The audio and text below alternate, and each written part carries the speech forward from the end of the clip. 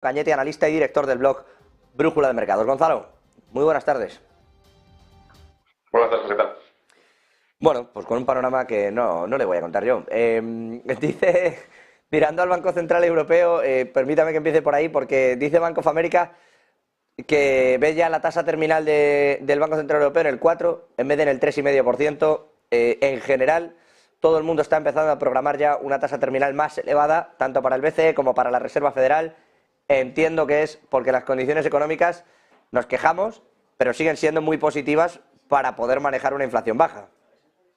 Sí, principalmente por eso, pero sobre todo porque todavía no estamos viendo efectivamente que las variables macro muestren recesión clara y como no lo estamos viendo todavía, aunque sabemos que va a llegar, pues se animan a seguir apretando las tuercas porque digamos que su principal preocupación ahora es la inflación subyacente y como ese es el foco de atención, publicaba yo incluso en redes sociales esta semana que es la bola mágica que lleva el mago, que es la Reserva Federal en la mano, es la inflación, pero dejamos de prestar atención a otras variables como las pocas que ya están empezando a mostrar síntomas que son los que indicamos en su momento y que en este programa hemos mencionado los meses atrás, es precisamente esa desaceleración económica, esa caída en la producción industrial, principalmente por Estados Unidos. Hoy hemos sabido los datos de Europa. Todo va en la misma línea, pero el Consejo del Banco Central Europeo ha dicho lo mismo, que si ven que la tasa de inflación subyacente sigue estando en torno al 5, por encima del 5%, muy probablemente la tasa de interés de Europa tenga que fijarse en el 4%. Y tampoco es algo alarmante porque si nos fijamos, tanto Reino Unido como Estados Unidos ya la han puesto en torno a esas cifras. Reunido está el 4% y Estados Unidos está el 4 y pico. O sea que sería lo lógico que fuésemos por esa dirección. Bueno, es que mirando precisamente a esa producción industrial de la que habla, lo que estamos viendo efectivamente es una caída final, pero que está muy arriba. Estamos viendo también una inflación que incluso se está disparando, lejos de bajar, vemos subidas en los globales de la inflación, especialmente con una subyacente que es absolutamente preocupante y que habla de unas condiciones financieras donde el personal, lejos de pensar en retraer el dinero, está pensando en, oye, me puedo seguir gastando y por eso siguen subiendo también los precios, porque esto sigue yendo bien, aunque laboralmente habrá que ver en qué punto estamos. Con todo esto que está ocurriendo, por cierto, aprovecho para preguntarle con el crudo, las restricciones, etcétera, ¿cree que las energéticas siguen siendo y van a seguir siendo este año un buen activo donde estar en medio de toda esta tormenta?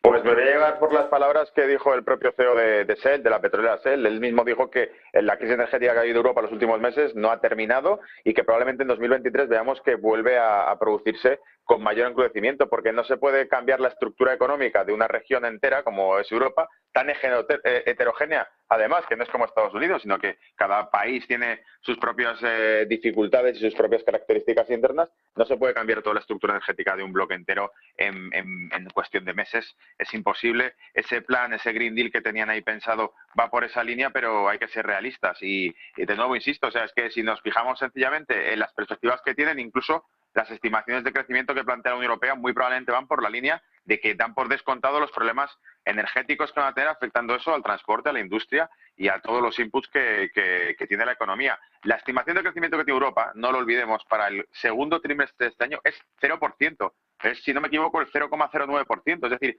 vamos a pasar un crecimiento del 0% y tenemos que suponer que sus estimaciones son correctas, que no van a ser peores de lo esperado, porque para el cuarto trimestre, en teoría, recuperaríamos algo de tracción y empezaríamos a crecer otra vez. Pero, insisto, saben de sobra que las circunstancias económicas que van de Europa son complicadas y que incluso los propios directivos de las compañías energéticas, como es el caso de Shell, dijo precisamente que él no cree que el problema energético esté resuelto en Europa y que probablemente veamos que se dificulta más aún. Y sencillamente lo que habremos ganado en ese tiempo es que todos los flujos de comercio de energía que se estaban llevando a cabo con los bloques en cuanto a energía tradicional, hidrocarburos, ya no van a tenerlos disponibles en Europa. El mercado va a ser redistribuido entre agentes como es la India, por ejemplo, como es China, y que por lo tanto van a mantener los precios probablemente elevados. Eso, si no se les antoja, porque estamos viendo que Arabia Saudita cada vez está más próxima al bloque BRICS, donde está Rusia también, los dos mayores casi productores de crudo del mundo, de la mano, si no se les antoja, reducir la producción y apretar las tuercas al sector energético de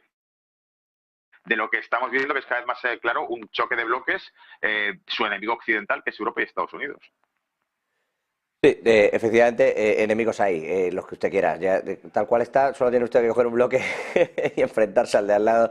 Efectivamente, Shell decía esto. British Petroleum también estaba hablando de que la producción de gas y petróleo debía incrementarse y no retraerse porque iba a ser necesario e iba a haber un choque. Incluso Naturgy bastante más modesta, pero de aquí de España, decía que el año que viene vamos a ver un invierno bastante más crudo y una necesidad real de volver a llenar unos almacenes que ahora mismo estamos vaciando. Bueno, con todo esto sobre la mesa, con los bancos centrales intentando apagar la economía, con Ferrovial, yo no sé si ha comentado usted esto o si quiere hacer algún comentario acerca de esa huida de Ferrovial de España y sobre todo de su deseo de cotizar en Estados Unidos, que por lo visto es el deseo de muchas otras empresas. Yo no sé si es el fin del IBEX.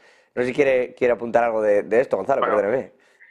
en la misma línea que el resto del mercado europeo, porque también supimos, yo de hecho hice en el blog varios comentarios durante meses atrás, en diciembre mismo estuve hablando varias veces e hice hincapié en este punto, la migración de la industria de Europa hacia afuera está ocurriendo, no el hecho de que Ferrovial se vaya de España hacia otro país europeo, sino sencillamente que incluso industria alemana que se está yendo y me está migrando a Estados Unidos porque tiene un coste energético menor, etcétera, etcétera. Entonces estamos viendo que las políticas que sigue la Unión Europea no parecen ser demasiado incentivo para las propias industrias. Eso por un lado. Luego los problemas de energéticos en los que se ha metido Europa con todo este tema, siguiendo básicamente la instrucción política y la posición política que le ha dado a Estados Unidos, que lo utiliza como ariete, ¿no?, en esta guerra.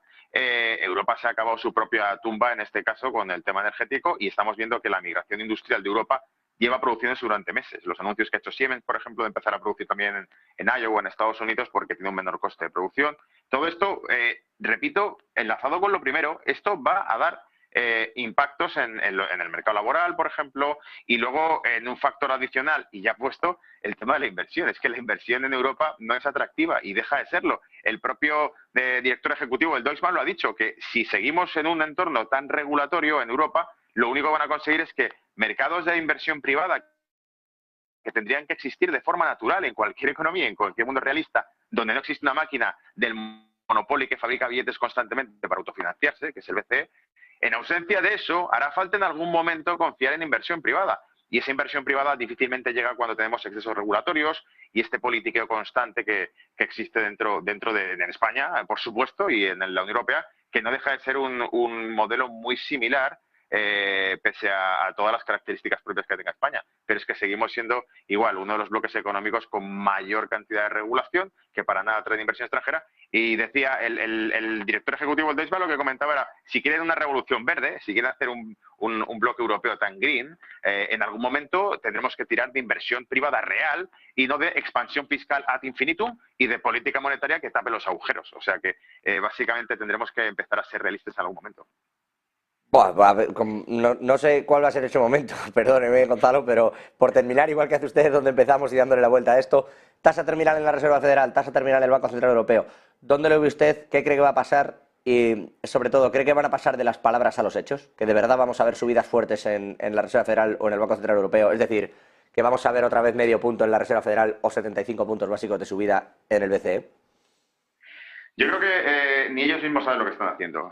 En el sentido de que, hablando claro, toda la política monetaria que han aplicado, el último discurso que escuchamos el mes anterior ha sido que estaba funcionando la política monetaria, que la tasa de inflación parecía contenerse, etcétera, etcétera. Cuando sabemos de sobra, lo dije entonces, lo repito ahora, que unos máximos de inflación en 40 años en Estados Unidos, en el caso de Alemania incluso en 70 años, esos máximos de inflación no desaparecen de la nada, tienen una complejidad bastante clara. No es el hecho de, no, es por la guerra de Ucrania, esto es un tema energético. Es más allá de un tema energético, es la expansión fiscal gigantesca que hubo tras el COVID, es la política monetaria durante años. Es decir, hay un auténtico caos en política monetaria y lo que vemos por parte de los líderes, el principal miedo que yo creo que tienen y el que tenemos el resto de los que seguimos los mercados de cerca es que dejen de convertirse en indicador de lo que va a pasar. Es decir, que las palabras de los presidentes de los bancos centrales cada vez tengan menos credibilidad porque honestamente se ve de sobra que muchas veces lo que están diciendo es sin saber, es decir, es básicamente una improvisación de ver cómo va a ir ocurriendo, cómo va a ir evolucionando la tasa de inflación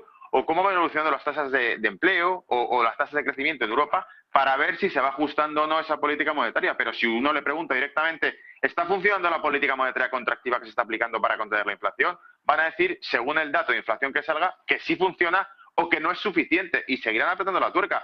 Aquí en Londres, en el Banco de Inglaterra, en el Museo del Banco de Inglaterra, hay una máquina muy bonita que es sencillamente una ilustración de cómo funciona la política monetaria. Es un tubo con una bola que va volando de un lado a otro dentro del tubo y que lo único que tiene que hacer la persona que visita el museo es darle a una palanca con buen pulso hasta que la bola se coloca en inflación cero. Bien, pues parece que eso es un poco la política monetaria que le hace falta a un director del Banco Central Europeo o de la Reserva Federal, a uno de los cargos del Consejo, para poder establecer qué política monetaria llevar. O sea, están yendo un poco a pulso, a ver cómo va evolucionando la tasa de inflación, para ver si aciertan o no. Y si no aciertan, le meterán más caña, hasta que empecemos a ver que los datos macro empiezan a contraerse, a mostrar aumentos de la tasa de paro, disminución de la tasa de crecimiento, que ya sabemos que está estimada que va a llegar a cero en el segundo trimestre de este mismo año, o sea que estamos ahí. Y cuando eso ocurra, entonces les empezará a entrar miedo. Eso, una caída de los mercados, una corrección fuerte de los mercados, les pone en su sitio, por decirlo de una forma suave, y enseguida vamos a empezar a ver cómo el discurso de los jefes de los bancos centrales va a empezar a tornarse mucho más suave, mucho más contenido, porque al fin y al cabo tienen que hacer malabares con todo lo que va ocurriendo. Bueno, efectivamente, malabares van a hacer, pero igual he sido yo, pero la tasa terminal, ¿dónde la ve? Bueno, yo creo que va a seguir subiendo. Sí, yo creo que va a seguir subiendo. Sí, pero usted le pone límites, o sea, insisto, ¿la Reserva Federal la ve en un 5,75 y el BCE en un 4, o dónde lo ve usted esto? Prácticamente, si ya han dicho lo del 4, ya han descontado que va a ocurrir. Es decir, que sí veo perfectamente que el Banco Central Europeo puede llegar al 4. Y en Estados Unidos ya están hablando de casi un 6% algunos de ellos. Entonces, ¿por qué no? Vamos a llegar a este tipo de tasas porque, aparte, una cuestión fundamental, se van a atrever a seguir subiendo tipos mientras el mercado siga estando estable. Y en el caso de Europa está increíblemente fuerte. Y en el caso de Estados Unidos está mostrando cierta lateralidad. Por lo tanto, mientras las bolsas no corrijan fuertemente, estos van a seguir apretando la política monetaria. ¿Por qué? Porque es la única forma de decir que ellos hicieron lo único que podían hacer, que es endurecer una política monetaria, contraer la liquidez para hacer que la tasa de inflación, como quiera que sea, desaparezca. Ignoramos el resto de factores que existen y que lo llevan ahí, y por lo tanto su única medicina es subir la tasa de interés al 6% de Estados Unidos, al 4% de Europa, y por lo menos la historia no podrá decir que no hicieron nada. Pero le digo, si los datos macro empiezan a cambiar y sobre todo el mercado tiene un desplome fuerte, no se atreven a subir tipos de interés. Así que nuestro pulso sigue siendo, como lo ha sido siempre, Wall Street, observar el Standard & Poor's, ver lo que va haciendo y intuir lo que va a ocurrir después, porque si el Standard & Poor's cae a plomo, Europa se va a hundir. Y si Europa se hunde en los mercados, el BCE no se atreve a seguir dándole a la palanca ni a subir. Eso le iba a decir, me perdona Gonzalo, pero la conclusión de hay que mirar lo que hace el mercado para saber lo que va a hacer un banco central, entiendo que es lo que está ocurriendo. No es una crítica a usted, pero es durísima para con los propios bancos centrales, ¿eh? Hay que mirar el SP, hay que mirar el SP porque el Banco Central Europeo o la FED en realidad no tienen valor a contravenir a un mercado. Yo es que estoy convencido de que es lo que miran ellos antes de salir a la charla, están mirando directamente por la evolución del mercado, incluso más una vez, estoy seguro si no digo que no pase, no digo que no pase, no digo que no ocurra, digo que es durísimo. O sea, que quienes están para manejar la economía, miren a ver qué reacción va a hacer el mercado antes de decidir si van o no a manejar la economía en una dirección u otra. Para el que tenga que estudiar teoría económica debe ser un trago importante. Gonzalo Cañete, analista y director del blog Brújula de Mercados. Siempre es un gustazo escucharlo, tenerlo aquí en Negocios Televisión. Lleva buena tarde. Igualmente, muchas gracias.